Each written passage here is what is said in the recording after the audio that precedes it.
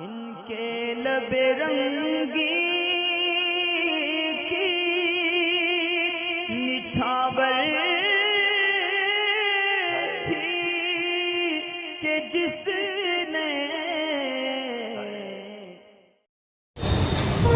वालेकुम अस्सलाम व रहमतुल्लाह। सईद अंसारी हैं, मालूम ये करते हैं कि कब्र पे पानी डालना कैसा। लोग अपने मरहूमों की कब्र पे जाते हैं तो पानी वगैरह एक गैलन में वहाँ इंतज़ाम होता है कब्रिस्तान में, तो वो ले के पानी डालते हैं हर हाज़िरी पर। तो क्या इससे मुर्दे को कुछ फ़ायदा पहुँचता है? डालना चाहिए, नहीं डालना चाहिए? क्या ये इसराफ़ है? और साथ में ये ना कहा कि अगर कुरानी आयत का पड़ा हुआ पानी है तो उसका क्या हुक्म है।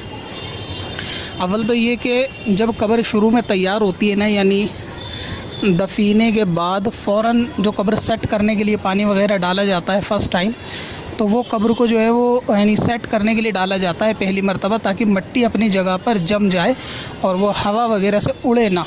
क्योंकि नई ताज़ी मिट्टी होती है तो वो भुरभुरी होती है, बाज़ जो होती है जगह की मिट्टी तो वो थोड़ी बिखरती ज़्यादा है, तो जब उसको ऊपर सेट किया जाता है ना तो वो नीचे बहती है मिट्टी।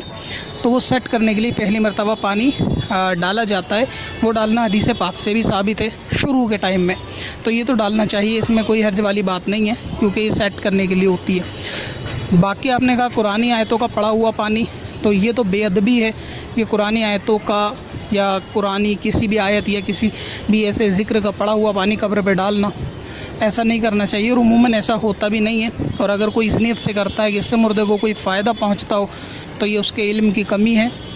इसके अलावा हर हाज़िरी पर भी यानी कब्र पर पानी बेवजह डालना जबकि इसकी ज़रूरत ना हो, तो ये भी नाजायज़ और गुनाह, बल्कि पानी का इसराफ़ करना है, फ़िज़ूल ख़र्ची है। और ज़रूरत किस चीज़ का नाम है, जैसे कुछ एरिया की कब्रिस्तान में क्योंकि जगह जगह का हिसाब होता है, तो मिट्टी कहीं ख़राब होती है, तो कहीं नमी वाली होती है, तो कहीं रूखी होती है। तो ऐसी सिचुएशन में थोड़े मुद्दत में या मौसम की तब्दीली के सबब जो है वो मिट्टी अपनी जगह छोड़ती है, बीच में दरारें पड़ती हैं, तो धीरे धीरे कब्र खुलने लगती है। तो अगर इस नीयत से कि वो कब्र को बंद करना या सेट करने के इरादे से अगर अंदाज़ा है कि यहाँ महीने में 2 महीने में कब्र खुल जाएगी, तो पानी डाला जा सकता है उसको सेट करने के लिए, लेकिन इससे मुर्दे के सवाब का कोई ताल्लुक़ नहीं है। इसी तरह कब्र पे फूल वगैरह डाले जा सकते हैं दरूद पाक या कलमा वगैरह पढ़ के, लेकिन ये जो है पानी वगैरह डालने का जो रिवाज है ये गलत है। पानी की फ़िज़ूल ख़र्ची है और बाज़ जगह तो ज़रूरत भी नहीं होती, क्योंकि कब्र को ऐसा वो पूरा पक्का करके सेट करवा देते हैं और उसके ऊपर भी पानी बहाते हैं, जबकि उसकी कोई हाजत नहीं होती वहाँ पानी बहाने की। और मैयत को सवाब जो पहुँचता है वो इसाले सवाब से पहुँचता है, कब्र पे पानी डालने से सवाब नहीं पहुँचता।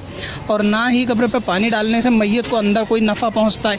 मैयत को कब्र में नफ़ा उसके नामाए अमाल से पहुँचता है, उसके अच्छे कर्मों से पहुँचता है। बाकी नफ़ा उसके रिश्तेदारों या दूसरे मुसलमानों के ज़रिए किए गए इसाले सवाब से पहुँचता है। तो कब्र में ठंडक होगी, अगर कब्र के मामले आसान होंगे तो पानी डालने की ज़रूरत नहीं है। सख्त धूप की कब्र भी अंदर जो है वो जन्नत का बाग होगी। और अगर नामाए अमाल यानी अमल जो हैं मुर्दे के वो अच्छे नहीं हैं, तो फिर कब्र पे पानी डालें या एयर कंडीशन लगा दें, अंदर ठंडक नहीं होगी बल्कि जहन्नम का अज़ाब हो रहा होगा। तो मुर्दे को जो फ़ायदा पहुँचता है वो इसाले सवाब करना चाहिए मैयत की तरफ से। कुछ इसाले सवाब कोई नेक काम सवाब जारिया के नाम से किया जाए, या खाना खिलाया जाए, या दूसरे इसाले सवाब जो नियाज़ फातिहा वगैरह वो सब करने चाहिए।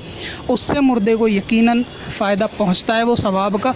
बाकी पानी डालने से फ़ायदा नहीं पहुँचता, बल्कि डालने वाला उल्टा बात सूरतों में गुनाहगार ज़रूर होता है। पत्थर में असल